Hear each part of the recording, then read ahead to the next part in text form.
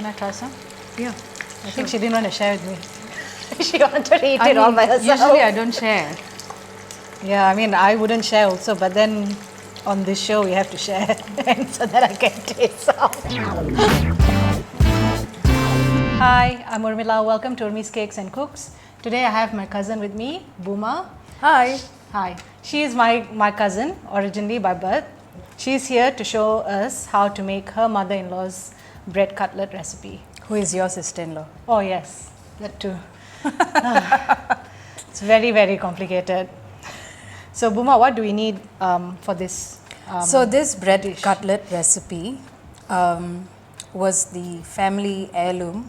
So we have 1 loaf of bread, we have cheddar cheese, we have an onion which is chopped fine, chillies which are chopped fine, and again true to our Sri Lankan / Indian Asian heritage, we like everything spicy with a kick. So we've got chili powder. Yeah. So you've got the chili powder, the bird's eye chili powder, and then mixed herbs. Mixed herbs. Yeah, and then we have some milk here, which will be used to just bring the bread together to bind it. Yeah. And then you've got milk and breadcrumbs. Breadcrumbs for the end. Okay. Yes. Yeah. So can you just show how you got so the bread? I've only got this? 2 slices of bread here, but generally I use a full sandwich loaf which has about 20 slices of bread. Whether you want to use white bread or half white, like this is half white, which makes me feel like I'm going for a more healthy option, is up to you. My mother-in-law used to do it with white bread. Yeah. Okay. So what do they need to, with the bread, do they buy the bread on the same day that they're using it, or is it better to get a loaf of bread a couple of days before so that it's a bit drier or Actually, a bit she older? never said, but I tend to get fresh bread. Okay. And it's fine. And it's fine because I find like I don't like it too dry, because when you're trying to bring it together, then it will crumble. Start breaking apart. Yeah. Okay. But again, also the end of the loaves, whether you want to use it or not, I tend to be more conscious of waste, so I just use it as well. Yeah. So the first step is to grind the bread. So you don't need it so fine. It's just you want it to be like a airy consistency. So you don't want it to be like powder. Yeah. But fine enough that you can bring it together later.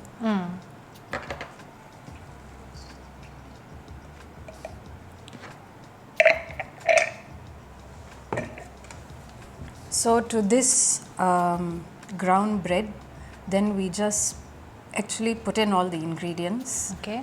And mix it up. So some of you might think that that's a lot of chili powder.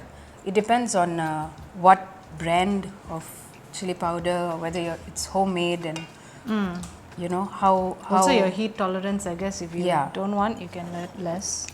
But I find that it is it gives a nice flavor in addition to the green chilies, which you might think is spice, but it's a different. It's a different type of flavor profile. Yeah. So with these cutlets, with this amount of bread that you have, how many cutlets can we get? So usually I get approximately 50 pieces. Okay. But I guess it also depends on. It also depends on what kind of size you end up with when you're making the cutlets. But for my hand, I usually end up with about 50. Yeah. Okay. Yeah. So this is mixed, and then we can add in the herbs. I have about 2 tablespoons here. Again, this I feel is very much suited to taste. You know how strong you want the flavor to be. And lastly, once we have folded this in, we can add the milk to come to a consistency whereby it's nice to just So it can just hold together and squeeze it together. yeah. So that was probably about half a cup or quarter cup of milk? Yeah, yes. Quarter cup. I think, yeah. Yeah.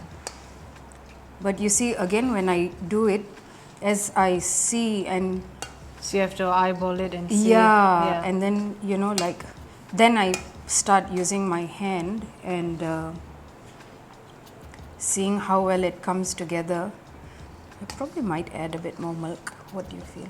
Yeah, I'm not sure because I Yeah. haven't really made this before. Yeah, I think you can add.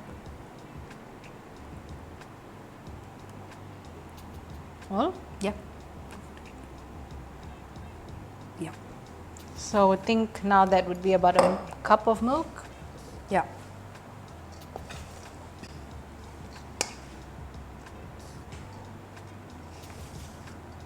So you can see it's a bit more damp, moist, and you can see it's starting to form like little lumps. So you can actually like Yeah. So at this point, I just take some and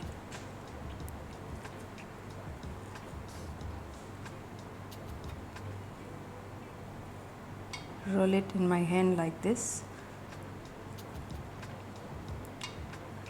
This shape is how my mother-in-law used to make it, and how the consensus is that I should maintain the shape. So here it is in a for nice nostalgia reasons. I oval agree with form. this Yeah. decision as well. And then what we do is we might need oh, a I need little more bit more milk. milk. Yeah.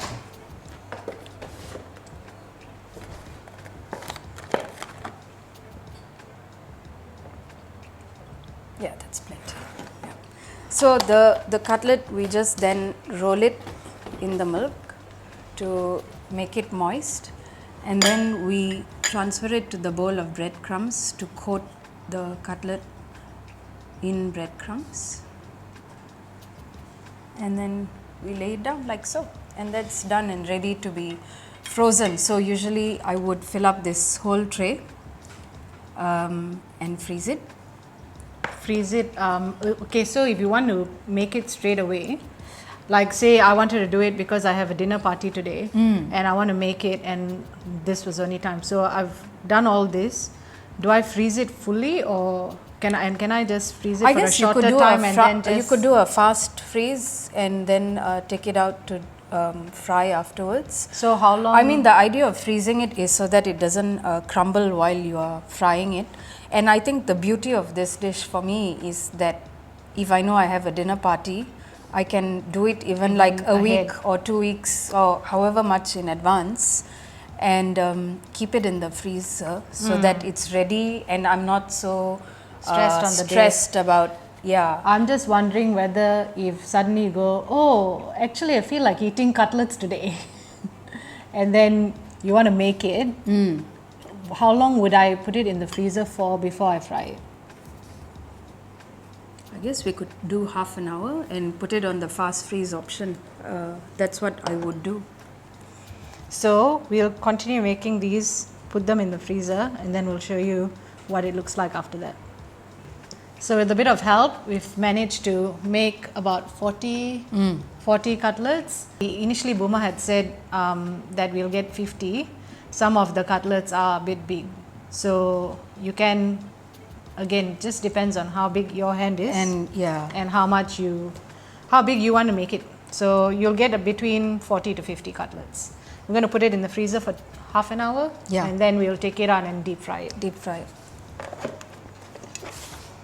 So we've just let it freeze for about 20 minutes. Just taken it out of the freezer. Going to heat up the oil and deep fry it. Buma, have you tried air frying this?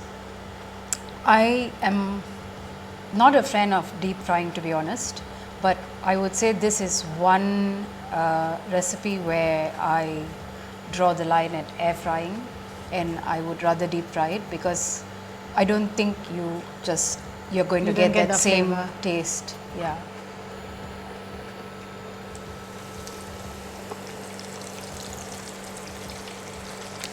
So as it fries, you're looking to see, you want to get that correct degree of brownness, because you don't want to over fry it and then it becomes really hard on the outside and really soft on the inside.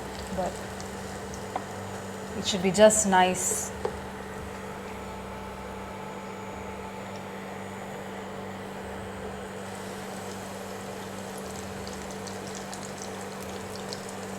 And once it's fried, if they have quite a lot, like you have a lot left over, can you just store it in the fridge?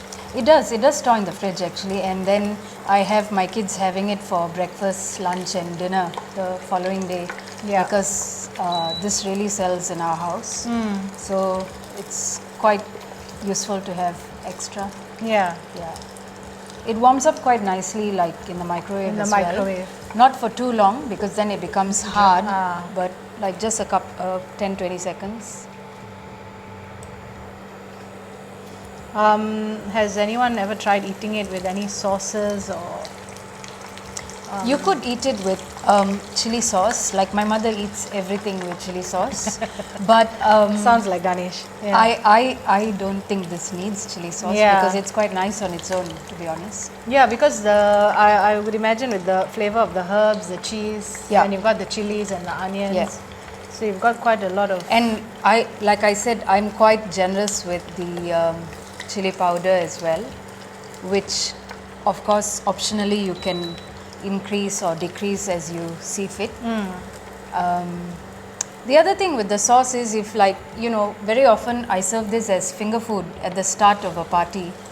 So it's not so convenient to be holding a dip in one hand and, Yeah. and this on the other hand. So it works just as well to just go around serving it and people just pick Do it you off think the it plate. needs to be a lighter brown, or you want, or is that okay?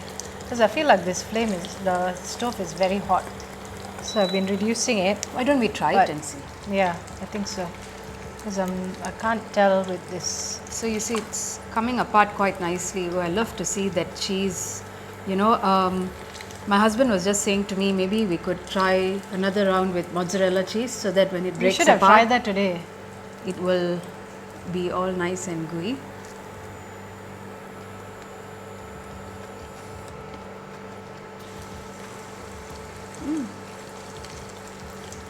I think it's quite good. Can I try some? Yeah. I think she didn't want to share with me. She wanted to eat it I all mean, by herself. usually I don't share. Yeah, I mean, I wouldn't share also, but then on this show we have to share, and so that I can taste some. Yeah, it's good. Crunchy on the outside, soft on the inside. Nice and warm. I think any more brown than this will be too much. Yeah. Can you get that kick from the chili? Yeah, a little bit. Yeah. So you see, it's a bit red, but I mean, that's individual choice as to how much chili powder you put in. So we're ready for a party tonight. Yeah, I think so. Thank you for taking the time to show us how to make this dish. Wonderful I hope you. family heirloom recipe Yeah. from her mother-in-law Both to our my families. mother-in-law to our mother-in-laws, mothers-in-law. Mothers-in-law. Yeah. Cheers. I hope you enjoyed this video. Happy cooking.